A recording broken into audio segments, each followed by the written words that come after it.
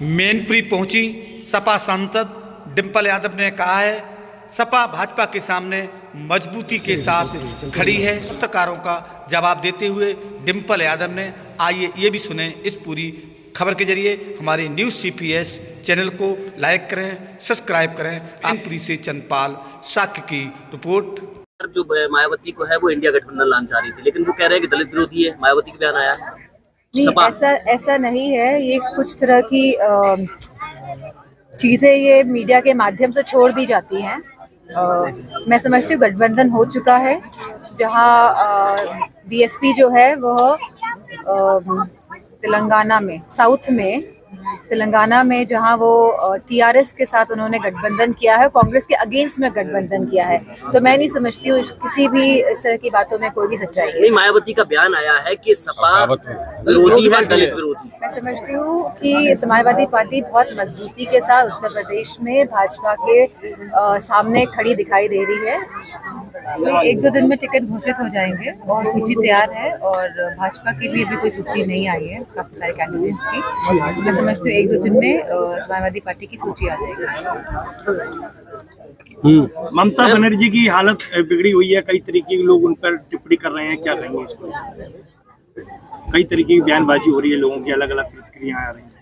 नहीं, वो जल्दी से जल्दी स्वस्थ हो जाए। उनके सर पे चोट आई है एंड वो घर अपने जा चुकी है, स्टिचेस लगे हैं शायद माथे पे, एंड अपने घर जा चुकी हैं। आप देखेंगे कि वो 2-4 दिन में एकदम आपको कमेंट नजर आएंगी। कमेंट आ रहा है ये चुनावी स्टंट है।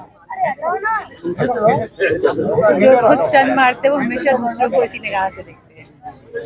मैम, CAO को लेकर क्या कहती हैं आप? समझिए, चुनाव का माहौल है और जनता के पास हम लोगों को समझाने के और बताने के बहुत सारे मुद्दे हैं।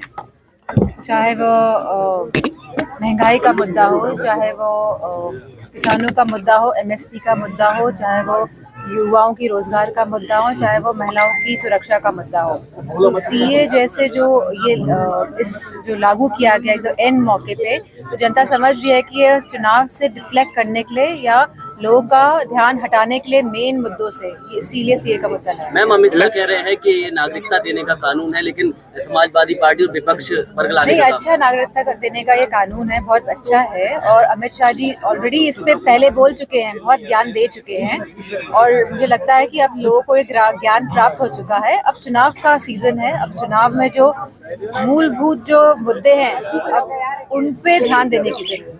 बैलेट पेपर और voting machine, electronic voting machine, लगातार समाजवादी पार्टी ने ये बात कही है कि बैलेट पेपर ही एक माध्यम होना चाहिए जहाँ पे लोगों को एक तरह का भरोसा होता है कि वो अपना वोट कास्ट करके आए हैं, डाल कर आए हैं, और उसमें कोई चीटिंग नहीं हो सकती है। तो लोगों के अगर मन में कोई शंका है तो मैं समझती हूँ सभी देश, दुनिया के जितने भी देश हैं, सभी बैलेट पेपर के माध्यम से ही चुनाव करते हैं। चाहे वो अंडर डेवलपमेंट कंट्रीज हो, चाहे वो पाकिस्तान हो, चाहे वो बांग्लादेश हो, चाहे वो चाइना हो, सब बैलेट पेपर के माध्यम से ही चुनाव हो रहे हैं। तो खाली भारत ही एक ऐसा देश क्यों बचे जहाँ पे अभी भी EVM का प्रयोग हो रहा है। जब लोगों के मन में मंशाएं हैं तो मैं समझती हूँ सरकार को और सभी मशीनरीज को इस मंशाओं को दूर करके बैलेट पेपर से चुनाव। RBI ने इलेक्ट्रल बॉन्ड को सार्वजनिक किया। 6 से 7 सीटें इंडिया गठबंधन को दिखाई जा रही है। आपको क्या लग रहा है कितनी जो सीटें मिल रही हैं? सर्वेज जो ज्यादातर होते हैं BJP स्पॉन्सर्ड सर्वेज ही होते हैं।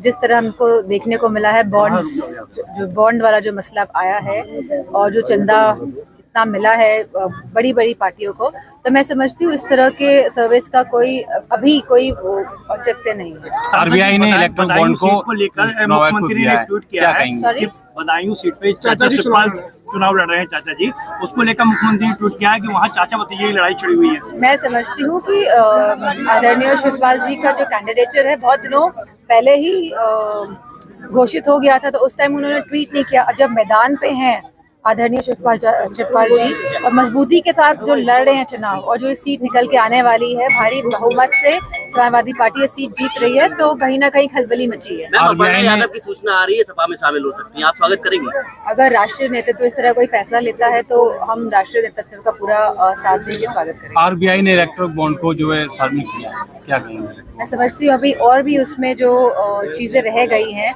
जो उसका जो आइडेंटिटी कोड जो होता है, तो वो संख्या जो होती है वो अभी नहीं आई है। मंडे को कोर्ट ने कहा है कि इसकी भी सूची SBI दे। सीतारमण कह रही हैं कि इलेक्टोरल बॉन्ड पहले से बेहतर है। वो तो अपने पक्ष को सही साबित करने की पूरी कोशिश करेंगी। आपको क्या लगता है? मैं समझती हूँ एकदम क्लैरिटी आ जाएगी जब इलेक्टोरल बॉन्ड्स के जब ये आइडेंटिफिकेशन वाले जो ये नंबर्स आ जाएंगे कि किसने किसको चंदा दिया, चुनाव से पहले कितना चंदा मिला। तो ये अच्छी बात है, इस तरह की क्लैरिटी, ट्रांसपेरेंसी होनी चाहिए एक सिस्टम में। मैनपुरी लोकसभा चुनाव में अगर भाजपा केशव प्रसाद मौर्य को चुनाव में उतारती है, समाजवादी पार्टी किस तरह की फाइट दे पाएगी, क्या लगता है? मैं समझती हूँ समाजवादी पार्टी मैनपुरी में बहुत स्ट्रांग रही है और हमेशा रहेगी, क्योंकि समाजवादी का जो बेसिक जो हमेशा से समर्पित रही है मैनपुरी सीट के प्रति और हमेशा से विकास के काम को ही हमेशा आगे लेके गई है और जो सही है समाजवादी पार्टी हमेशा उन्हीं के साथ खड़ी दिखाई दी है। तो मैं समझती हूँ कि समाजवादी पार्टी मैनपुरी में बहुत मजबूती के साथ चुनाव लड़ने जा रही है।